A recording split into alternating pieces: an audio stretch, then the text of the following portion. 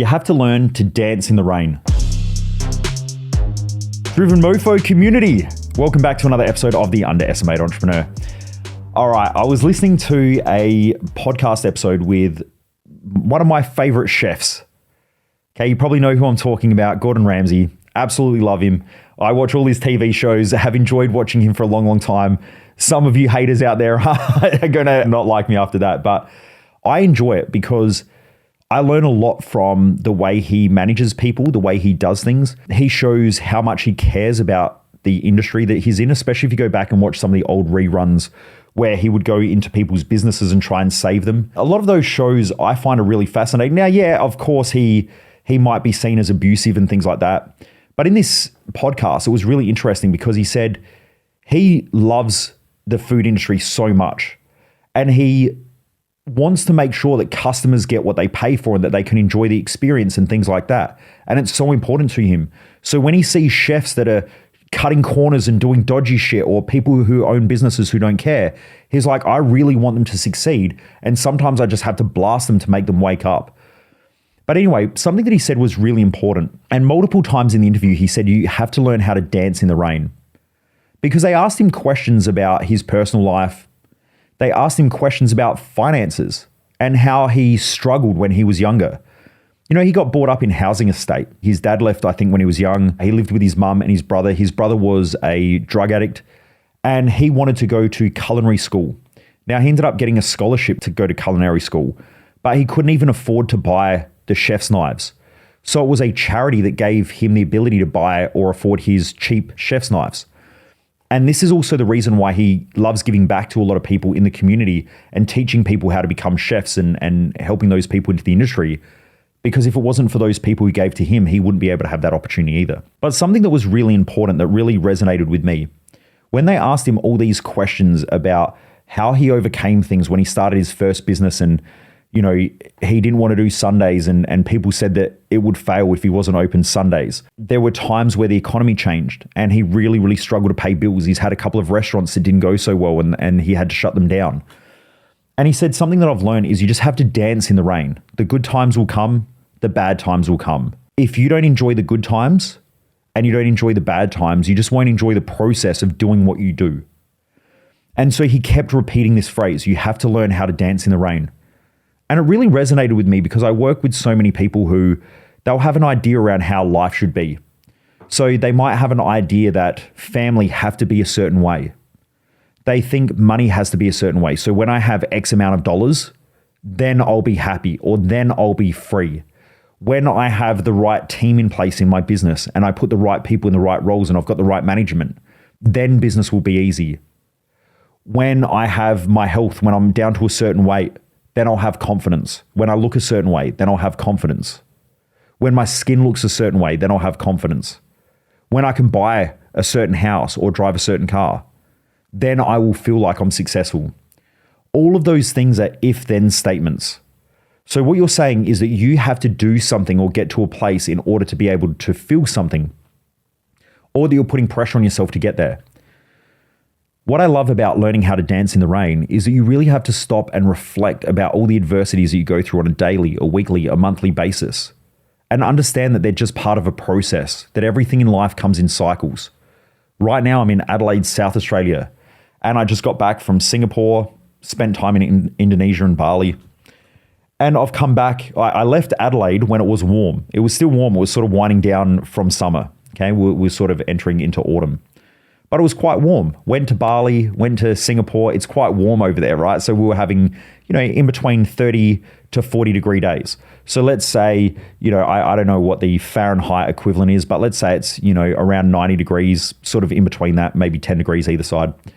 And so it was quite warm. Then I come back to Adelaide and it's cold. I get off the plane. I'm like, shit, I need to put a jumper on. Now, I used to dislike winter. Winter was always like, oh, it's winter. It's just such a shitty time.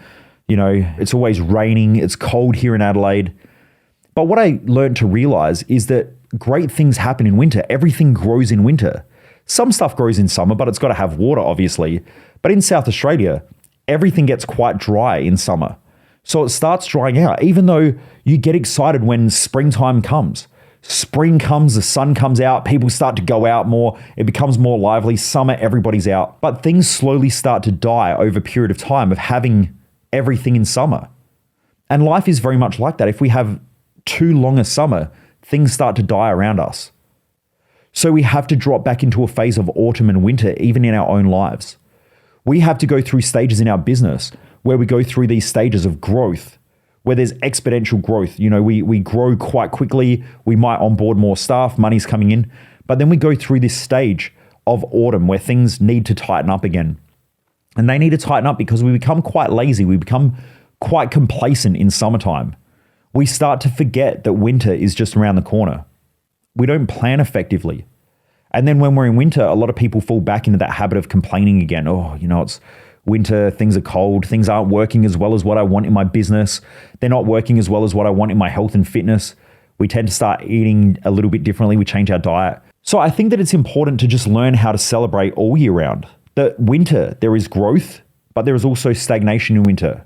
In summer, there is growth and there is stagnation.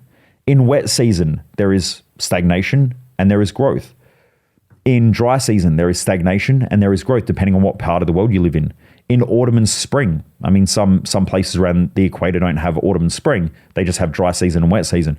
But in those seasons, we still have growth and we still have stagnation.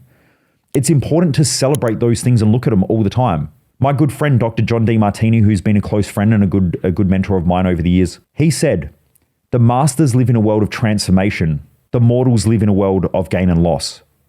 And what he means by that is that most people only see things from one side. Winter is shit, summer is great, but they don't see that everything's starting to dry out and die in summertime. So they don't see the negatives of summer. And in winter, everything's dark and gloomy, but they don't see that all the grass is growing, all the plants are growing, all the weeds are growing also. They don't see all of that, they just see the negatives. Part of being a great leader, part of being an achiever, part of being a master in life is to realize that there are great things that happen in both summer, autumn, winter, and spring in our own lives, in our own life cycle. Now, by the way, that's a metaphor. Some of you are thinking, what the fuck is this guy talking about? It's a metaphor. It's a metaphor for life. So we have to see our daily actions as even being like that. There are benefits and there are drawbacks every day. When someone tells me that they've had a shit day, they haven't seen the things that they're doing well today. You know, if you wake up and you're tired and you get out of bed and you do things, you might not live up to the expectation you have of a great day. But you are still having a great day because you're working, you're still pushing yourself. You've actually grown in a day and maybe you've got a lot of mental challenge. That day with a lot of mental challenge and a lot of mental adversity and whatever's going on in your head, it's actually allowing you to grow, right? It's pushing you as a person to be better. These are the things that you need to learn how to acknowledge. A master sees a world of transformation, not gain and loss. Everything is transforming. Winter into spring, spring into summer, summer into autumn, autumn back into winter, and then the cycle continues. In our own lives, we go through cycles of harvest where things seem to be working well. Then we go through cycles where things seem to be really challenging. All of those things, it's just a transformation, but there are both benefits and drawbacks, gains and losses in all of those periods. When you sit there, you realize that it's just a game. You can enjoy it and you can dance in the rain. You don't have to just stay stuck in one position where you're like, summer is good, winter is bad. When everything works, I'm having a great day. When things don't work, I'm having a shit day. That's just a really unintelligent way of looking at things. We need to do better if we want to be a great leader. We need to do better if we want to inspire people around us. We need to do better if we want to live a great life and live a life that we love. We need to do better, and we need to do better by seeing things as they are, not how we project ourselves onto those things and then label things with either goods or bads. It's not an effective way. In my business, I can have money coming in, but at the same time, I'm working really hard. So the bank account is growing, but my time is decreasing. Am I gaining? Am I losing? Am I winning or am I losing? Like, how do you perceive it? I see it as just being part of growth. It is what it is. I don't really see it any different. A lot of business owners I meet, though, they automatically go and hire more staff. So they're growing their team, but all they do is they look in the bank account, see the loss, and then they freak out. They're like, I don't have enough money. I'm stressing about cash flow. But at the same time, they've just grown their team. Of course, cash flow is going to be low because they're growing one area and the other area is decreasing a little bit. That's growth. That's what happens. That's transformation. You're transforming money into a team. And then what will happen is the team will eventually transform the team into more money. And that's how companies grow. What I see is a lot of business owners and a lot of people out there get stuck. You know, like I know that if you're in a calorie deficit, if you're wanting to lose weight, you're in a calorie deficit. So you're eating less than you consume. So you might be gaining confidence by losing weight, but at the same time, you're also losing energy. So your energy will be low, but your confidence will be higher. Okay, there's gain and loss there. The more you can look at the world through a lens of transformation instead of seeing it as one-sided, I guarantee it'll change your life. It'll change the way you operate. And then you can do exactly what Gordon Ramsay said. You can learn how to dance in the rain.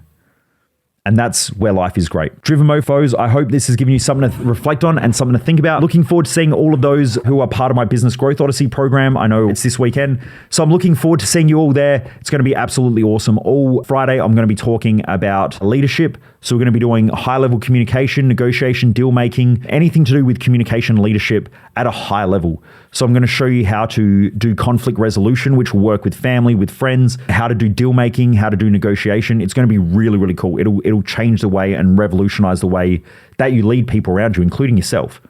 On Saturday, I'm doing sales and I've got some wild sales training for you.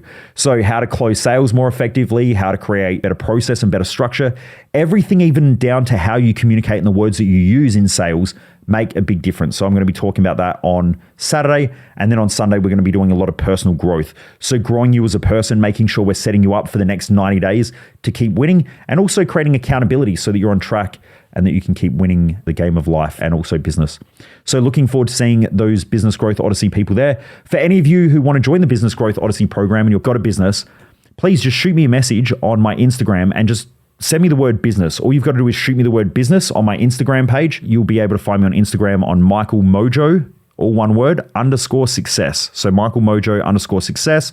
I've got the little blue check mark, so don't follow the scammers and the spammers. If all of a sudden you shoot me a message and then you start getting messages about cryptocurrency, foreign exchange trading, you know that it's definitely not me, and you followed the wrong fake Michael Mojo profile page. There are a few fakes out there, so just be careful. Just send me a message. Shoot me a message. It's the one with the little blue check mark, Michael Mojo _success. Send me the word business and let's have a chat about how we can get you into my Business Growth Odyssey program or even how I can help you grow. Anyway, Driven Mofos, have a great day. Keep kicking ass, and I look forward to seeing you on the next episode of The Underestimated Entrepreneur. Most people waste their life, and I just don't want you to be one of them.